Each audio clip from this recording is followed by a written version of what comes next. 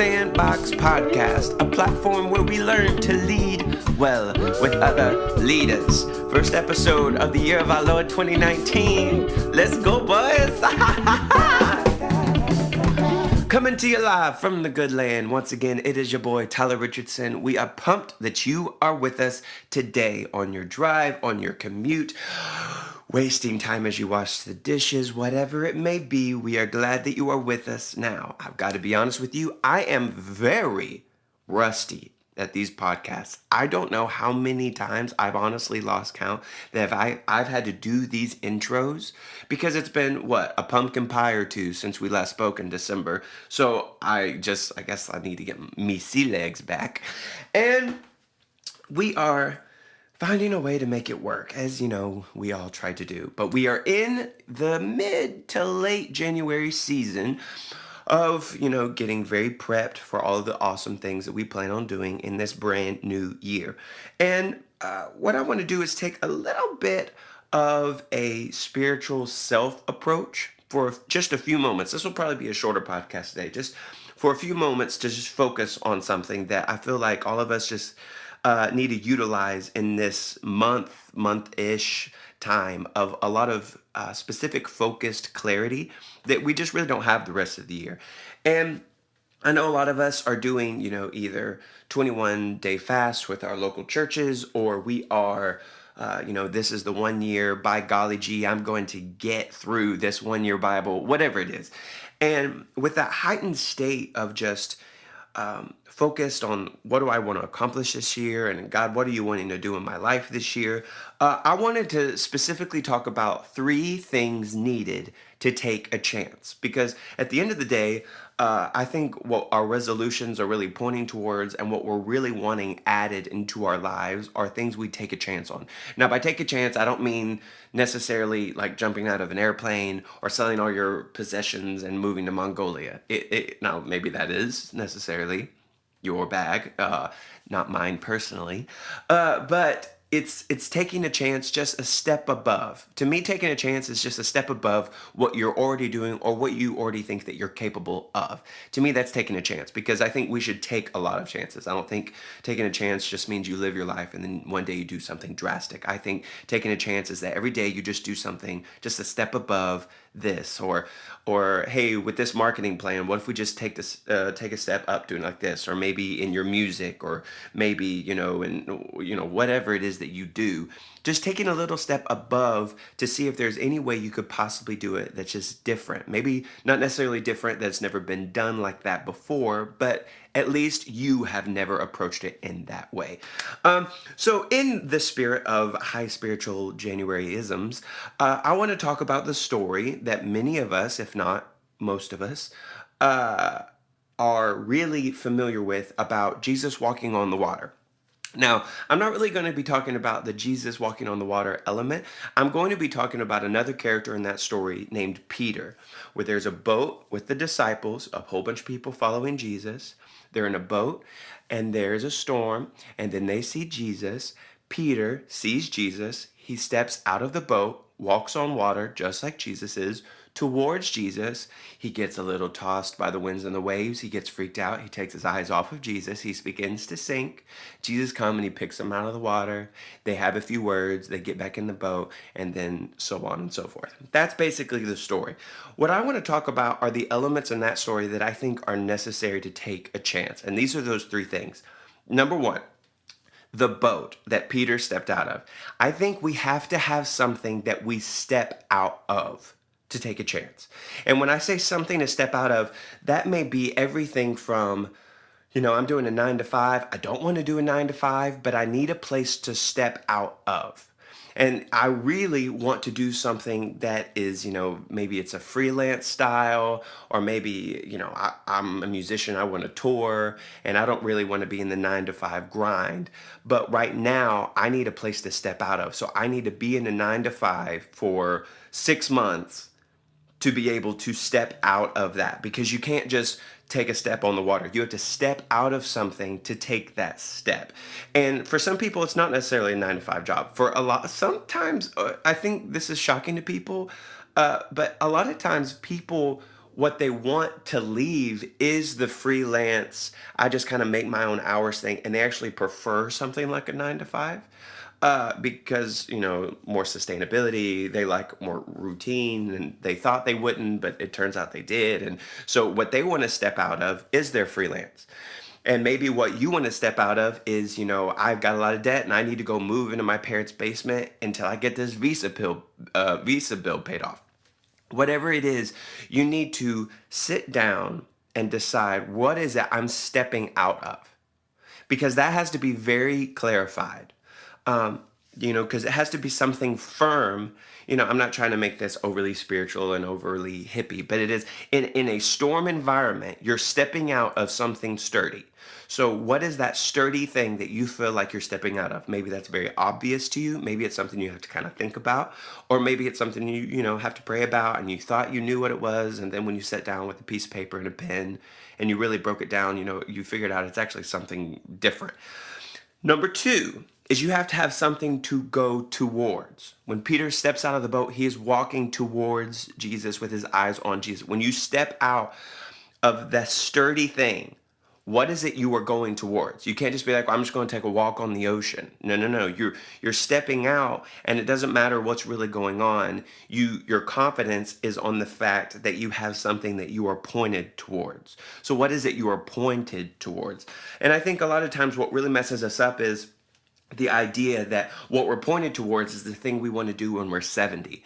And I think that there's an element of that, but I think really even beyond that, there's an element of, what is it that you want to be doing, not necessarily right now, but in an emotional sense, what is the emotion you're wanting to have right now? Does that make sense? There are different studies that show that you usually have a more positive work experience if you don't just be like, well, I think I'd rather be vice president of marketing. If I was vice president of marketing, I'd be really happy. They actually say that studies show that if you sit down and you go, what emotion do I want to have? What fulfilled, momentum in myself do I want to have? Do I want to feel like I completed something? Do I want to feel like I worked with people? Do you want to feel like you really conquered your tasks, or you're better at delegating tasks? All that kind of stuff. And when you get down to the emotions that you want to feel and that you feel like are your higher priorities and the higher things that you're successful at, then you can line it up with certain job descriptions, and then you are more likely to be successful in that role. Does that make sense? So to me, it's more of, and I know this is a lot more complicated, and if you're kind of more of a studious person, this is a little bit more complicated, because it's a little bit more ethereal and spacious, and you're just kind of like, this isn't really as black and white as I would prefer. But what are some of the emotions that you would like to capture? When you lay your head down at night, what are the emotions you would like to feel that you feel rest and fulfillment in? So that's number two. The third thing is, when Peter begins to sink, Jesus comes and he lifts him up. So for us, our third thing is, you need somebody to pull you up when you fail. Okay? Now again, the first thing is, you need something to step out of. The second thing is, you need something to walk towards. And the third thing is, you need someone to pull you up. And we're in a society range right now where the word mentor is really big, and depending on your circles, the terms spiritual father and mother is big. It kind of varies from stream to stream. But I think we really need to invite the chance and even the risk in allowing ourselves to really have people who can pull us up. And I think for one element of it, I think it's peers, but I think to take a bigger risk, we need to have people above us. For many cases, for many of us, we're lucky enough that those people are our parents, but I think we need to have people in addition to that. I think we need to have people who have a window into our lives that are able to pull us up out of failures, that walk with us. Don't necessarily, if we blow it, they don't necessarily come in and fix it for us, but somebody who pulls us up with, it could be anything from, it's going to be okay, kid, you can get through it, or I won't give you any advice, but I'll just sit here and let you vent because I know you're upset. There's got to, when you're when you finally are in the boat and you decide, you know what, I feel like there's something out there for me that I really want to do, and I know this is sturdy and this has served me well, but I'm going to take a step out of this, and I see it, and I don't care what's going on around me. I'm going to walk towards it. And then let's just say on a random, Wednesday afternoon, you thought you made the right deal, you thought you made the right decision, you thought, and you still may be on the right path. But there's just something about a single step on a single day in a random hour and moment that happens that trips you up. In those moments, do you have somebody who can come and pick you up? It could be a family member again, but I think we need to have that. But in addition to that, somebody, in my opinion, preferably older, because they usually can see things a lot more clearer and a lot less emotional than we can, to pick us up in those moments, to either give us harsh criticism or much needed encouragement, or just somebody maybe just to, dust our knees off and tell us to keep moving. It's not that big of a deal and we don't need to think about it anymore. You just need those things. So those are the three things. Again, one, something to step out of. Two, something to walk towards. And three, someone to pull us up. Those are the three things I think we really need to take a chance. And I think if we have those three things, we'll not only take the chance we want to take, maybe we've waited years to take it or who knows how long, but I think we'll also get into a rotation of chance after chance after chance after chance. Instead of taking a chance and then 5 years later taking another one, I think we'll just see how that rhythmically kind of creates an environment of possibilities for all of us. And again, in this season of so much focus for a new year, and you feel like you have such advanced clarity because we are, heightened spiritually right now because we are praying more. We're reading our Bibles more. If we weren't doing devotionals, now we are. If even the people around us are doing it, so even our conversations are leaning a little bit more to a spiritual insight. In these moments where our focus and our clarities are kind of heightened, I think those are the best times to sit down. And I know this may sound elementary, but I think these are the best moments to sit down with a paper and a pen. Come up with the emotions you would want to feel, the fulfillment and the sense of, oh, I did this, and if even if I didn't make as much money, I would still be very happy, and it may not be where I live, and it may not even be my wheelhouse and something I feel confident in, but I feel like it's worth a shot. Writing all of that down and then laying it before the Lord and just being like, okay, God, now I need a lamp to shine on this to help give me clarity. What's a yes? What's a no?